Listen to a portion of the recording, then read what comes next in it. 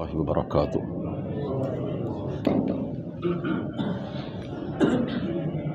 ان الحمد للہ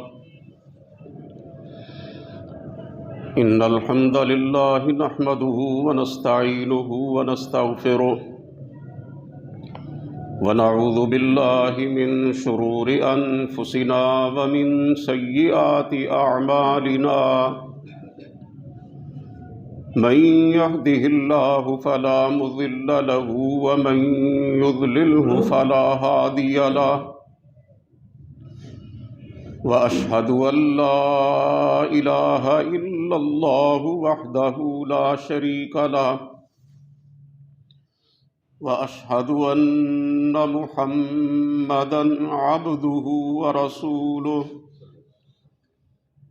أما بعد فإن خير الحديث كتاب الله، وخير الهدي هدي محمد صلى الله تعالى عليه وسلم، وشر الأمور محدثاتها وكل محدثة بدعة وكل بدعة ضلالة وكل ضلالة في النار۔ رب اشرح لي صدري ويسر لي أمري واحلل عقدة من لساني يفقهوا قولي۔ أعوذ بالله السميع العليم من الشيطان الرجيم، بسم الله الرحمن الرحيم،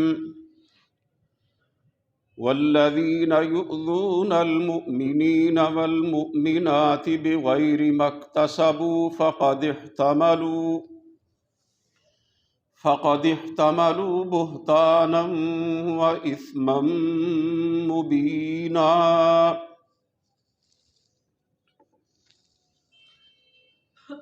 سب تعریفیں اللہ رب العالمین کے لیے ہیں، بے شمار درود و سلام نبی اقدس حضرت محمد الرسول اللہ صلی اللہ علیہ وآلہ وسلم کی ذات گرامی پر، آپ کی آل طاہرہ اور آپ کے صحابہ کرام پر، اور قیامت تک آپ کی فرما برداری کرنے والے ہر مسلمان پر اللہ کی کروڑوں رحمتیں ہوں۔ حضرات محترم، سورہ احزاب کی ایک آیہ مبارکہ ابھی میں نے آپ کے سامنے تلاوت کرنے کی سعادت حاصل کی ہے۔ اس میں اللہ رب العزت ارشاد فرما رہے ہیں، والذین یؤذون المؤمنین والمؤمنات بغیر ما اکتسبوا فقد احتملوا بہتانا واثما مبینا، کہ جو لوگ مومن مردوں اور مومن عورتوں کو ایذا دیتے ہیں، تکلیف پہنچاتے ہیں، بغیر کسی وجہ کے، بغیر اس بات کے کہ انہوں نے کوئی جرم کیا، کوئی گناہ کیا،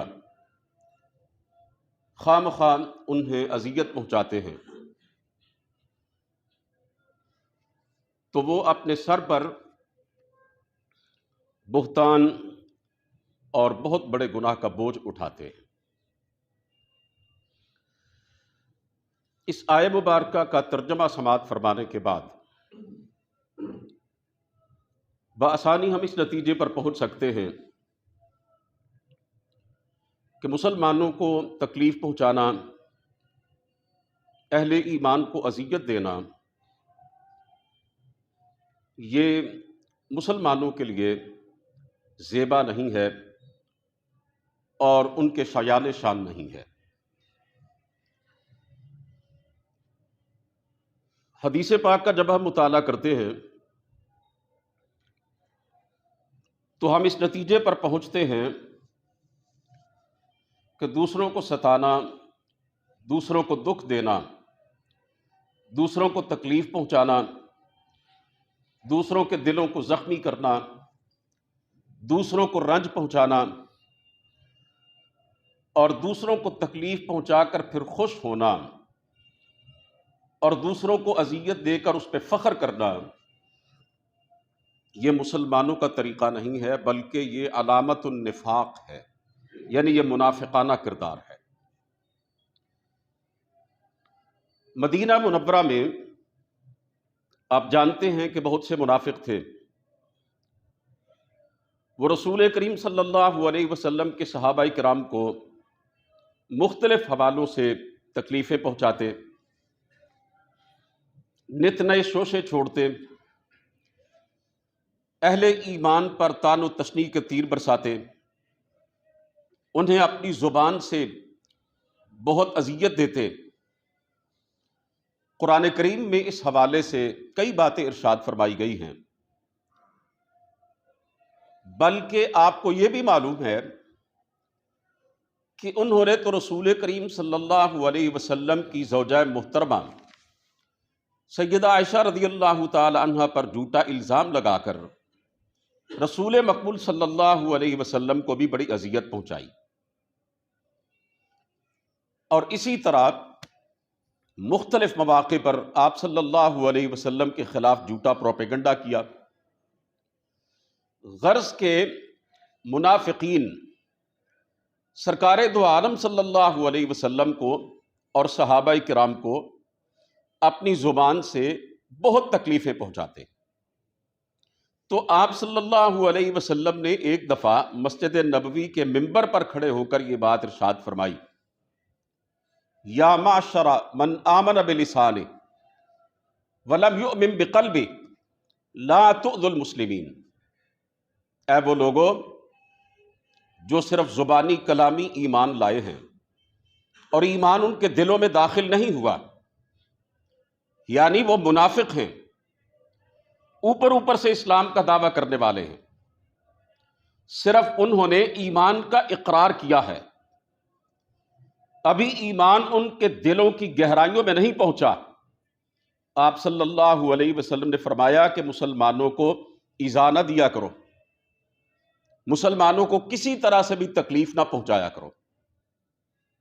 اس سے یہ پتہ چلتا ہے کہ جو شخص دوسروں کو تکلیف پہنچا کر اور دوسروں کو دکھ میں مبتلا کر کے اپنی خوشی کا سامان فراہم کرتا ہے، وہ حقیقی معنوں میں مومن نہیں ہے، بلکہ اس کا کردار ایک منافق آدمی کا کردار ہے۔ آئیے ہم اپنے پیارے پیغمبر علیہ الصلاۃ والسلام سے پوچھتے ہیں کہ مومن کی پہچان کیا ہے، مسلمان کی تعریف کیا ہے، ایک سچا مومن اور مسلمان کس طرح کا ہوتا ہے؟ آپ صلی اللہ علیہ وسلم نے فرمایا، المسلم من سلم المسلمون من لسانہ ویدہ، ایک اچھا مسلمان، ایک مکمل مسلمان، ایک مثالی مسلمان، ایک باعمل مسلمان، ایک وہ مسلمان جس کی طرف اشارہ کر کے کہا جا سکتا ہے کہ یہ مسلمان ہے، ایک آئیڈیل مسلمان، اور ایک حقیقی مومن وہ ہے، فرمایا جس کی زبان سے بھی دوسرے محفوظ رہتے ہیں اور جس کے ہاتھ سے بھی دوسرے محفوظ رہتے ہیں۔ زبان سے محفوظ رہنے کا مطلب کیا ہے؟ کسی کی توہین نہیں کرتا، کسی کی تذلیل نہیں کرتا، کسی کی پگڑی نہیں اچھالتا، کسی کی عزت پہ حملہ نہیں کرتا، کسی کو گالی گلوچ نہیں کرتا۔ اور ہاتھ سے محفوظ رہنے کا مطلب کیا ہے؟ کہ کسی پر ظلم نہیں کرتا، خواہ مخواہ کسی پر ہاتھ نہیں اٹھاتا، کسی پر زیادتی نہیں کرتا۔ اور مومن کی تعریف آپ صلی اللہ علیہ وسلم نے یوں بیان فرمائی، والمؤمن من امنہ الناس علی دمائہم واموالہم، مومن تو حقیقی معنوں میں وہ ہے کہ جس سے دوسروں کی جانیں بھی محفوظ رہتی ہیں اور دوسروں کے مال بھی محفوظ رہتے ہیں۔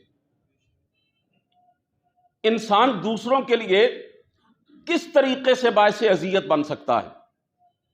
میرے بھائیوں، اس کے تین طریقے ہیں، یا کسی کی جان لے کر، کسی کو مار کر، کسی کو ناحق قتل کر کے، یا کسی کا مال ہڑپ کر کے، خواہ مخواہ کسی کی زمین جائیداد پر قبضہ کر کے مقدمے بازی کے ذریعے کسی کی پراپرٹی ہڑپ کر کے، کم تول کر کم ناپ کر دھوکہ دہی کے ذریعے کسی کا مال غصب کر کے، یا کسی کی عزت اور آبرو پر حملہ کر کے، انہی تینوں ذرائع سے ایک شخص دوسروں کے لیے باعث اذیت بن سکتا ہے۔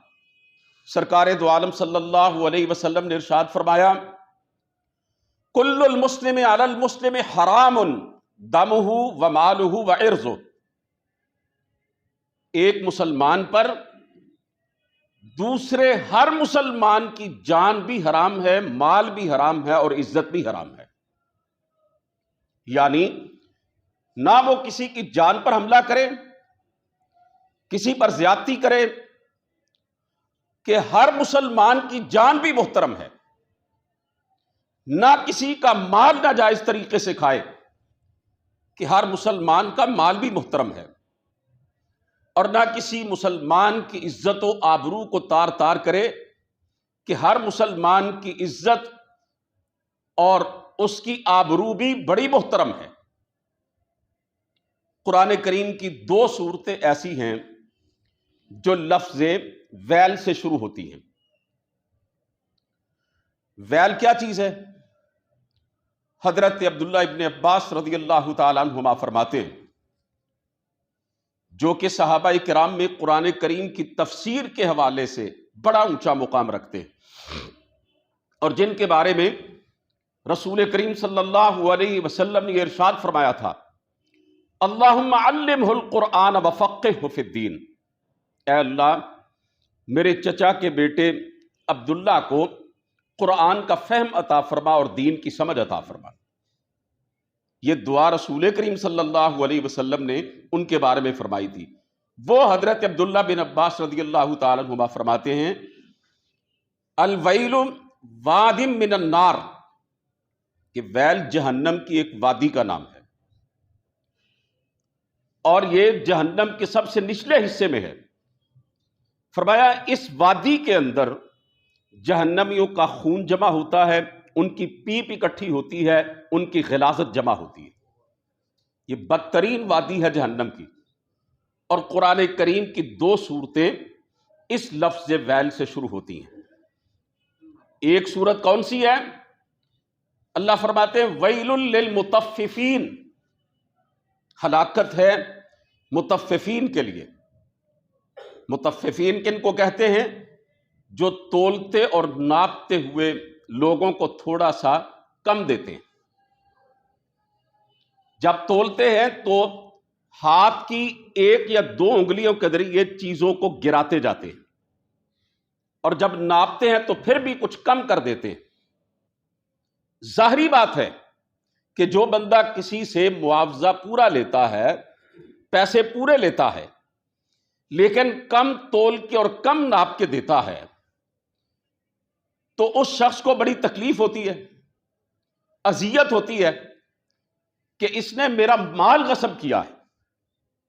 ہمارے ہاں تو اسے ایک رواج کے طور پر تسلیم کر لیا گیا ہے نا، اسے ایک کلچر بنا لیا گیا ہے۔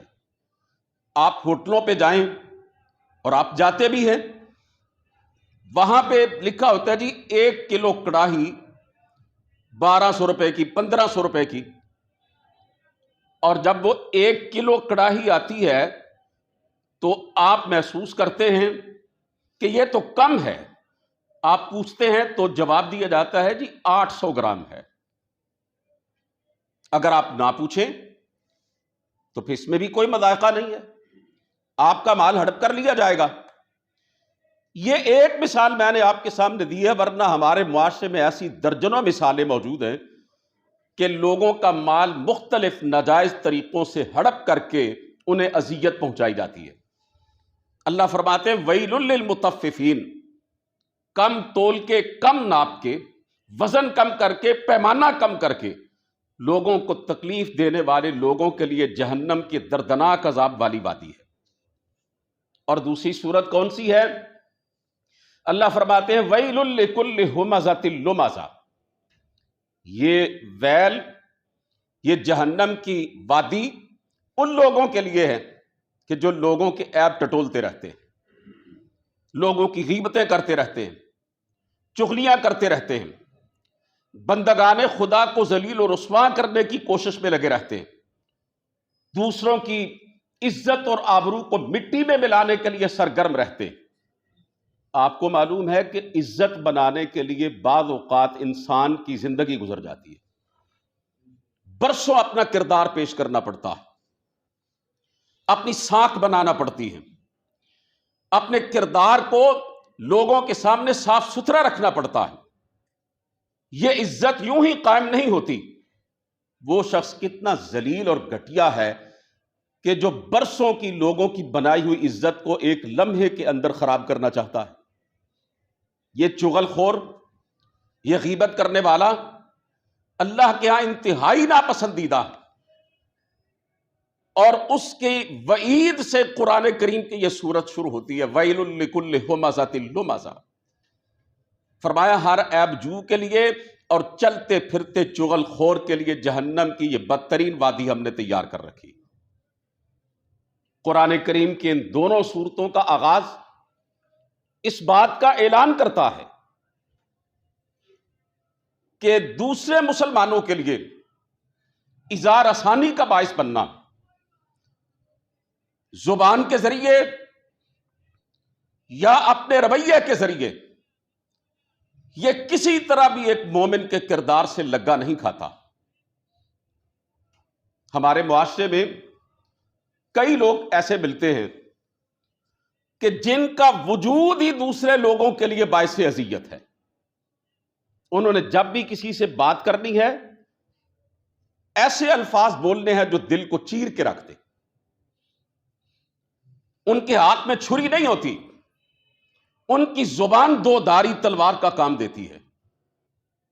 وہ جب بھی بات کرتے ہیں دل دکھانے کی بات کرتے ہیں۔ ان کے معاملات اور رویوں کے اندر مسلمانی نہیں پائی جاتی۔ وہ جب بھی کسی سے معاملہ کرتے ہیں، کسی سے ڈیل کرتے ہیں، کسی سے کاروباری لین دین کرتے ہیں، کسی طریقے سے بھی کوئی معاملہ کرتے ہیں، ان کا رویہ یہی ہوتا ہے کہ وہ اوروں کے لیے تکلیف کا اور ایذا کا ہی باعث بنتے ہیں، دوسروں کو دکھ دینے کا ہی وہ رویہ اختیار کرتے ہیں۔ ایسے لوگوں کی اسلامی معاشرے کے اندر کوئی قدر و قیمت نہیں ہے۔ سرکار دو عالم صلی اللہ علیہ وسلم نے ارشاد فرمایا بِحَسْبِ امْرِئٍ مِّنَ الشَّرِّ أَن يَحْقِرَ أَخَاهُ الْمُسْلِمَ، کسی بندے کے برا ہونے کے لیے یہی بات کافی ہے کہ وہ اپنے کسی مسلمان بھائی کو گھٹیا سمجھے، کمتر سمجھے۔ انسان جس کو گھٹیا سمجھ کر اس کے حوالے سے کوئی جملے اچھالتا ہے یا اسے اپنے ذات سے حقیر سمجھ کر اسے دھتکارتا ہے، یہ عمل کس طرح دلوں کو توڑ دیتا ہے اس کا آپ اندازہ کر سکتے ہیں۔ سرکار دو عالم صلی اللہ علیہ وسلم نے فرمایا کسی آدمی کے برا ہونے کے لیے یہ ضروری نہیں ہے کہ وہ زانی ہو، وہ شرابی ہو، وہ جواری ہو، وہ بدکار ہو، وہ چور اور ڈاکو ہو۔ آپ صلی اللہ علیہ وسلم نے فرمایا اللہ کے ہاں کسی آدمی کا برا ہونے کے لیے یہی بات کافی ہے کہ وہ اپنے مسلمان بھائی کو کمتر سمجھ کر اس کی توہین اور تذلیل کرے اور اس کی اذیت رسانی کا سبب بنے۔ عزیزان محترم، میں آپ کے سامنے یہ بات عرض کرنا چاہتا ہوں کہ دین اسلام نے اس حوالے سے ہمیں بڑا حساس مزاج عطا کیا ہے، بڑا نازک مزاج عطا کیا ہے۔ ہمیں اس پس منظر میں بہت دور تک دیکھنے کا حکم دیا ہے۔ دوسروں کو تکلیف نہیں پہنچانی، اذیت نہیں دینی۔ اس پس منظر میں بڑی باریکیاں ارشاد فرمائی ہے۔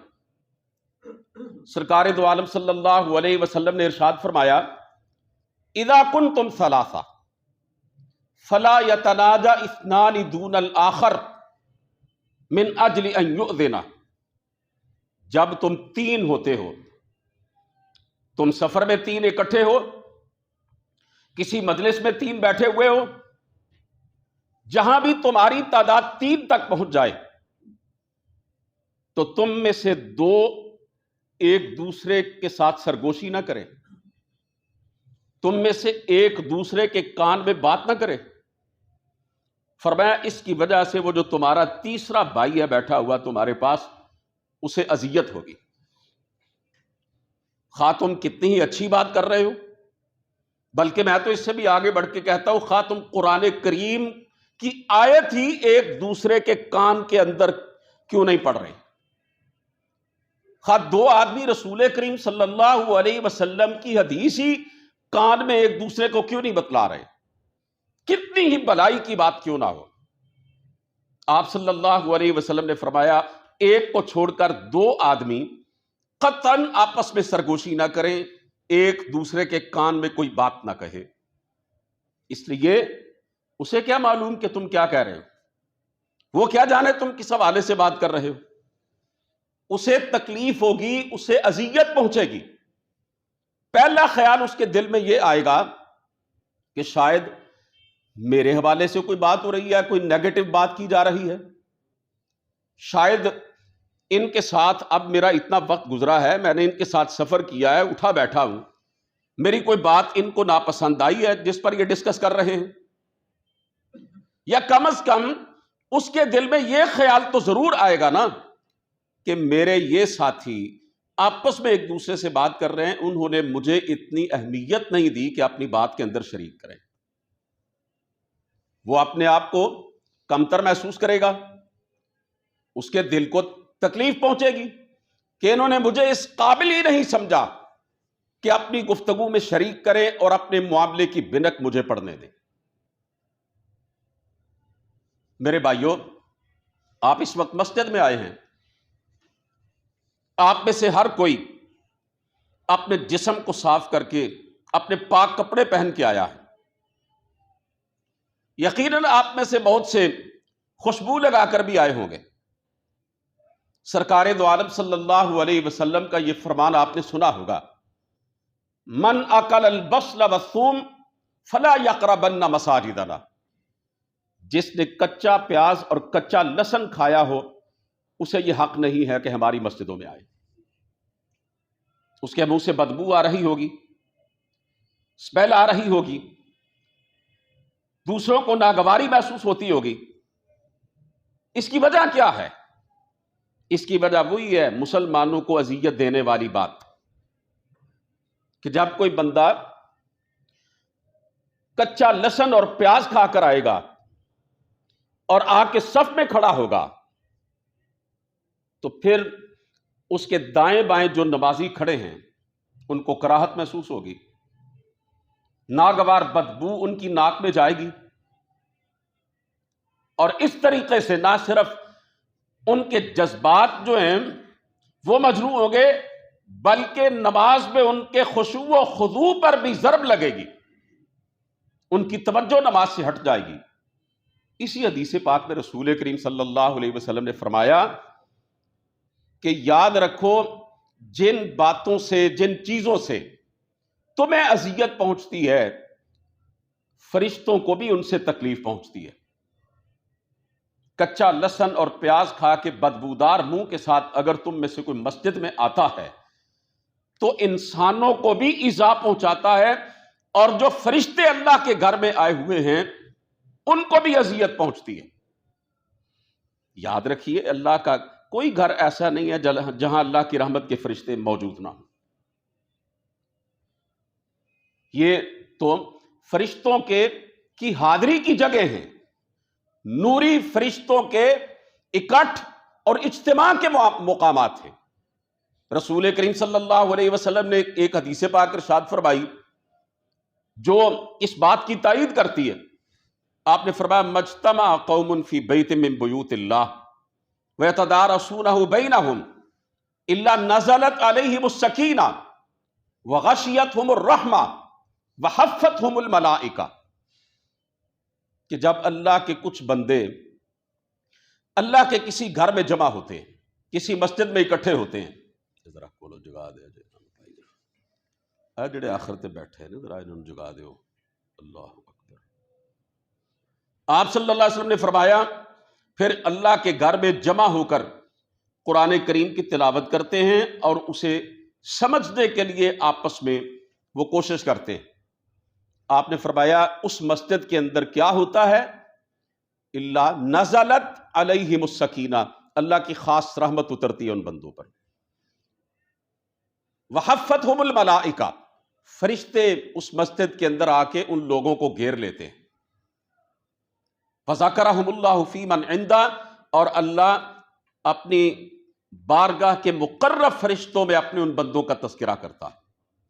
اس حدیث پاک سے پتہ چلا کہ جب مسجد میں اللہ کے بندے جمع ہوتے ہیں، نماز پڑھتے ہیں، اللہ کا ذکر کرتے ہیں، قرآن کریم کی تلاوت کرتے ہیں، تو وہاں پہ فرشتوں کا نزول ہوتا ہے، ملائکہ وہاں آتے ہیں. تو آپ صلی اللہ علیہ وسلم نے فرمایا جو بندہ اپنے منہ کی بدبو کے ذریعے مسجد میں آتا ہے تو اس طرح وہ فرشتوں کو بھی تکلیف پہنچاتا ہے اور انسانوں کو بھی تکلیف پہنچاتا ہے.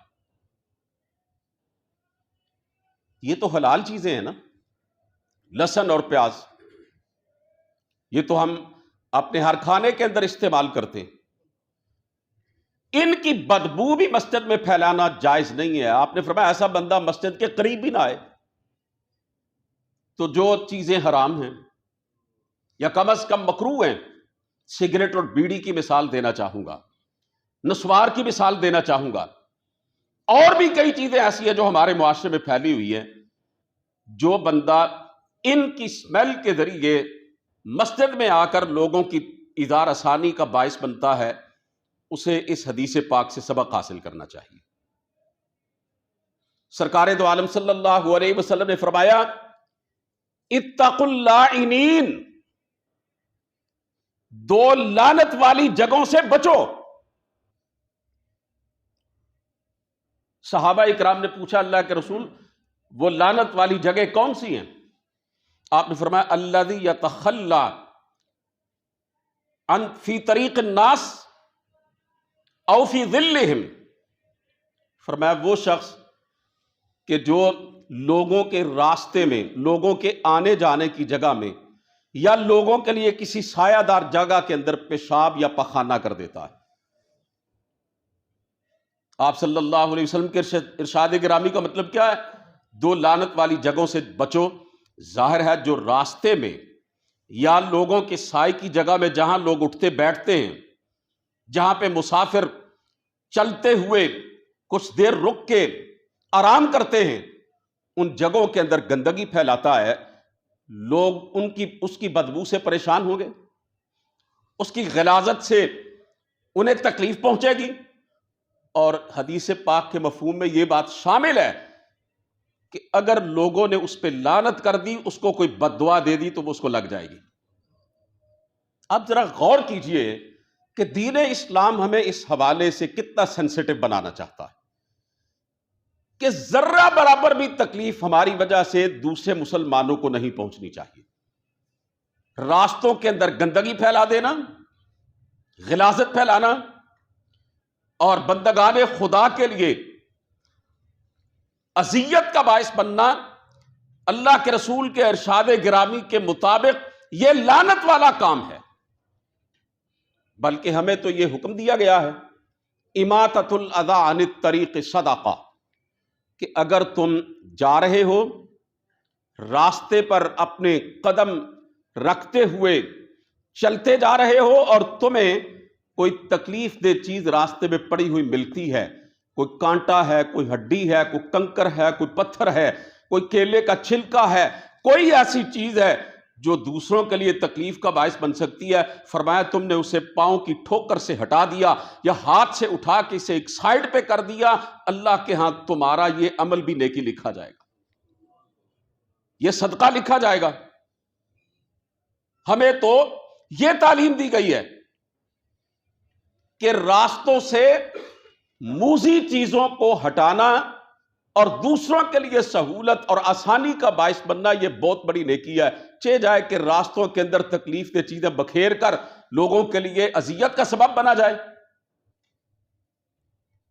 سرکار دو عالم صلی اللہ علیہ وسلم کے سامنے ایک عورت کا تذکرہ کیا گیا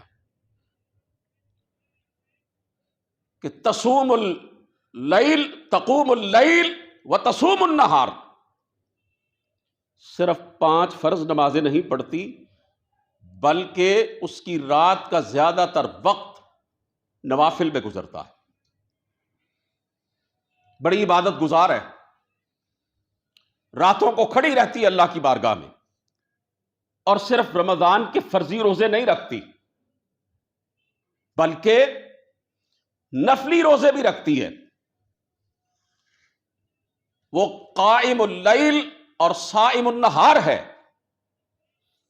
فرمایا وَلَكِنَّهَا تُؤْذِي جِيرَانَهَا بِلِسَانِهَا، لیکن اپنی زبان سے اپنے ہمسایوں کو ستاتی ہے۔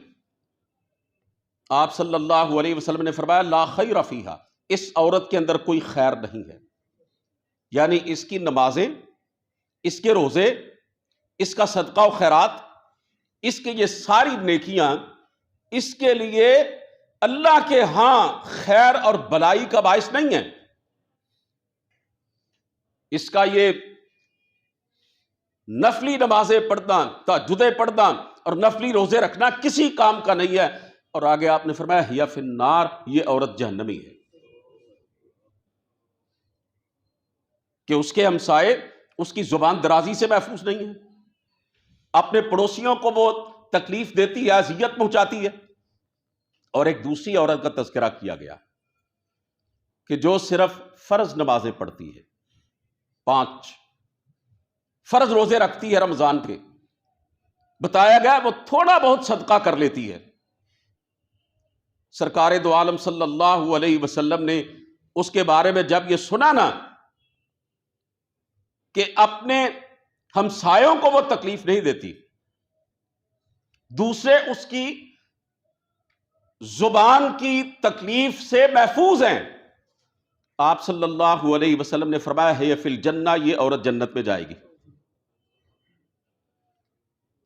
آپ نے وہ حدیث پاک بھی سنی ہوگی کہ رسول کریم صلی اللہ علیہ وسلم نے پوچھا اتدرون ما المفلس، تم جانتے ہو اے میرے ساتھیو مفلس کون ہے، غریب کون ہے؟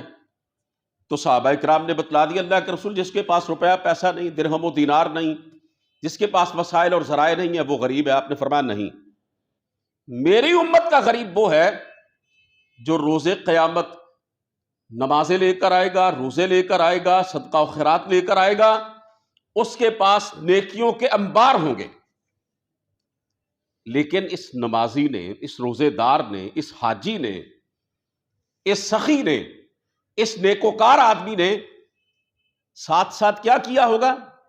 لطم ھذا، کسی کو تھپڑ مارا ہوگا، سفک دم ھذا، ناجائز طور پر کسی کا خون بہایا ہوگا، کسی کو پیٹا ہوگا، قذف ھذا، کسی پر جھوٹا الزام لگایا ہوگا، اکل مال ھذا، کسی کا مال کھایا ہوگا۔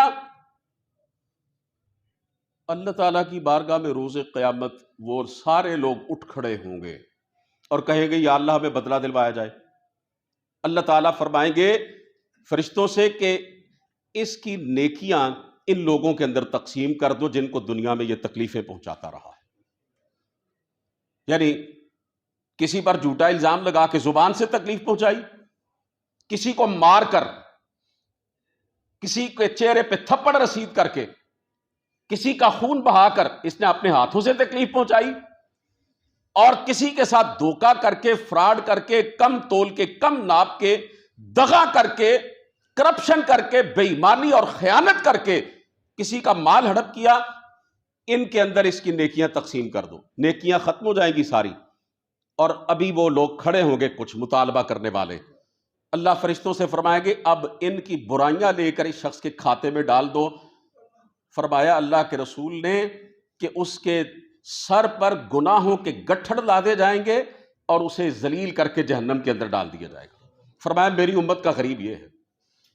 بھائیو، اگر ہم نمازیں پڑھتے ہیں، روزے رکھتے ہیں، ہم عمرے کرتے ہیں، ہم نے حج بھی کیا ہوا ہے، ہم تہجد بھی پڑھتے ہیں، ہم ذکر و اذکار بھی کرتے ہیں، ہم تسبیحات بھی کرتے ہیں، ہم بڑے معروف معنوں میں متقی اور پرہیزگار ہیں، لیکن اگر اپنے مسلمان بھائیوں کو تکلیف پہنچانے سے اور ان کو اذیت دینے سے ہم رکتے نہیں ہیں تو دیکھیں کیسا وہ وقت ہوگا کہ روز محشر نمازیں ہم نے پڑھی ملی کسی اور کو، روزے ہم نے رکھے ملے کسی اور کو، عمرے ہم نے کیے درج کسی اور کے کھاتے میں ہوئے، حج ہم نے کیے ثواب کسی اور کو ملا، راتوں کو اٹھ کر اس ٹھنڈے ماحول میں اس یخ بستہ سردی میں تہجد ہم نے پڑھی، مسجد میں جا کے دھند کی کیفیت میں اپنی جان کو خطرے میں ڈال کر ہم نے کئی خوف اپنے دل میں محسوس کرتے ہوئے سب کو بالائے طاق رکھا، مسجد میں جا کے فجر کی نمازیں ادا کی،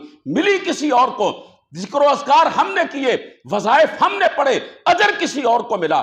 میں پوچھتا ہوں اس سے بڑی ذلت اور رسوائی اور اس سے بڑا نقصان اور خسارہ اور کیا ہو سکتا ہے؟ دین اسلام پہلے میں عرض کر چکا ہوں ہمیں مسلمان بھائیوں کی اذیت اور تکلیف کے معاملے میں انتہائی سینسیٹیو بنانا چاہتا ہے۔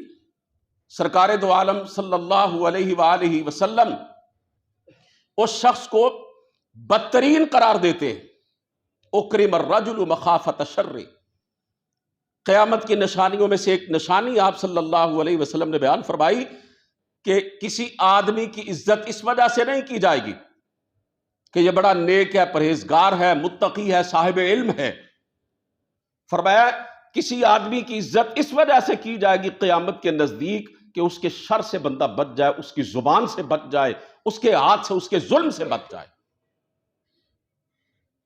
رسول کریم صلی اللہ علیہ وسلم نے اس شخص کو بڑا غلیظ اور بڑا گھٹیا قرار دیا ہے کہ اپنی عزت بچانے کے لیے لوگ جس کی عزت کرتے ہیں۔ رسول مقبول صلی اللہ علیہ وآلہ وسلم کے پاس ایک آدمی آیا، ابھی وہ آپ کے پاس پہنچا نہیں تھا، ابھی آ رہا تھا راستے میں۔ سیدہ عائشہ رضی اللہ تعالیٰ عنہ سے آپ نے فرمایا بئست العشیرہ، یہ اپنی برادری کا، خاندان کا سب سے برا آدمی ہے، سب سے بد اخلاق اور بد مزاج آدمی ہے۔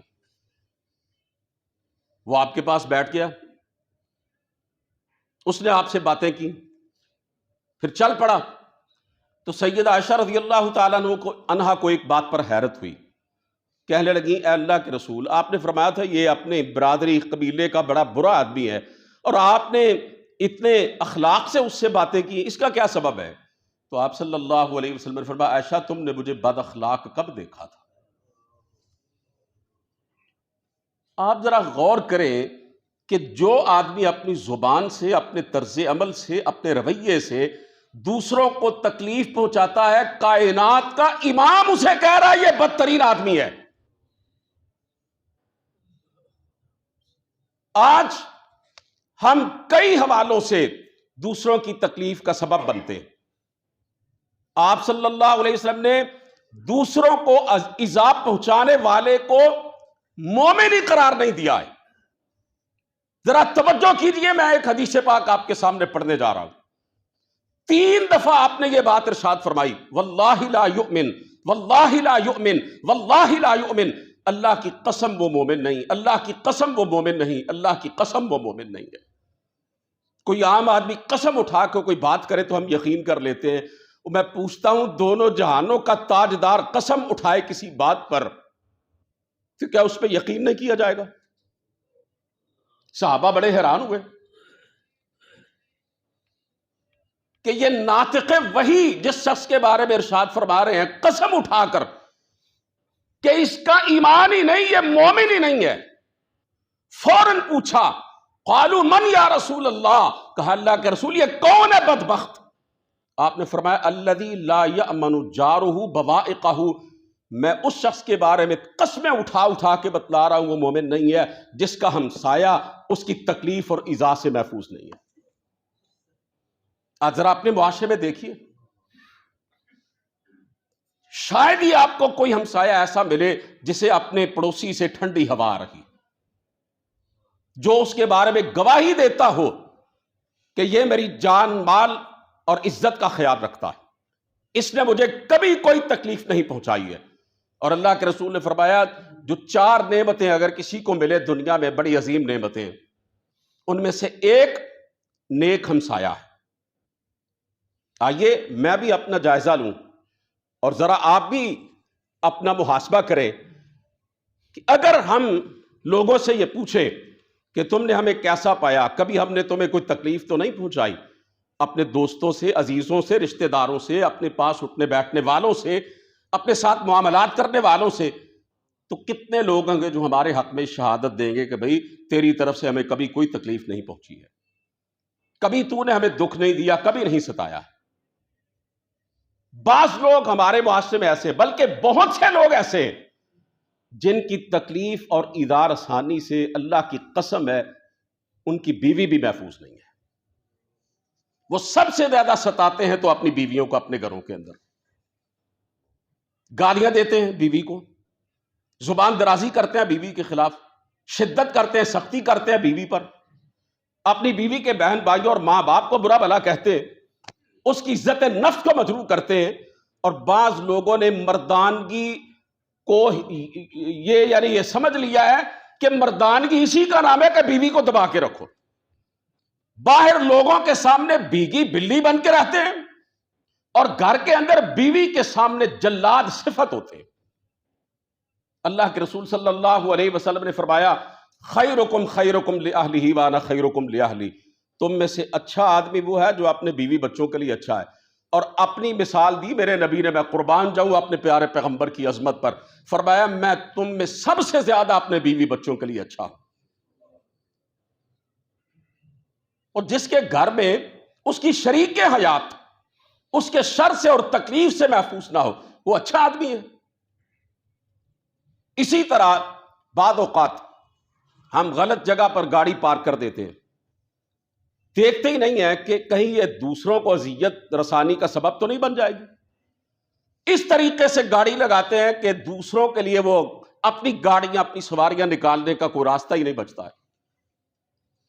ممکن ہے کہ کسی شخص کو کوئی اچانک تکلیف ہو جائے، اس کی جان کا خطرہ لاحق ہو جائے، اسے ہسپتال میں لے جانے کی ضرورت ہو، اور ہماری غلط پارکنگ اور تھوڑی سی غفلت کی وجہ سے کسی مسلمان بھائی کی جان چلی جائے، کون ذمہ دار ہوگا؟ میرے عزیزو، ایسے ہی یہ موبائل فون ہے، بعض لوگوں نے رنگ ٹون کے طور پر کوئی گانا سیٹ کیا ہوتا ہے یا کوئی میوزک لگا رکھا ہوتا ہے، اسی موبائل کے ساتھ وہ اللہ کے گھر میں آ جاتے ہیں، نماز کھڑی ہو چکی ہے، رنگ ٹون بجتی ہے، اللہ کے گھر کے اندر گانا گونجتا ہے، میوزک گونجتا ہے۔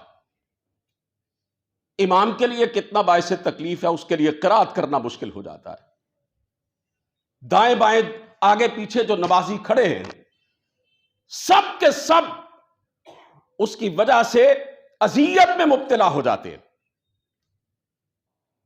انہیں اپنی نمازوں کے اندر ایک واضح قسم کا خلل محسوس ہوتا ہے، ان کا تصور اپنے رب سے ہٹ کر پتہ نہیں کہاں کہاں گھومنا شروع کر دیتا ہے۔ ہمیں چاہیے کہ پہلے تو یہ بات ہی بری ہے کہ کوئی گانا یا میوزک رنگ ٹون کے طور پر سیٹ کیا جائے، اور دوسرا یہ کہ اللہ کے گھر کے اندر آ کر نمازیوں کا خیال نہ کرنا، دوسروں کی عبادت کا خیال نہ کرنا، کتنا بڑا جرم ہے۔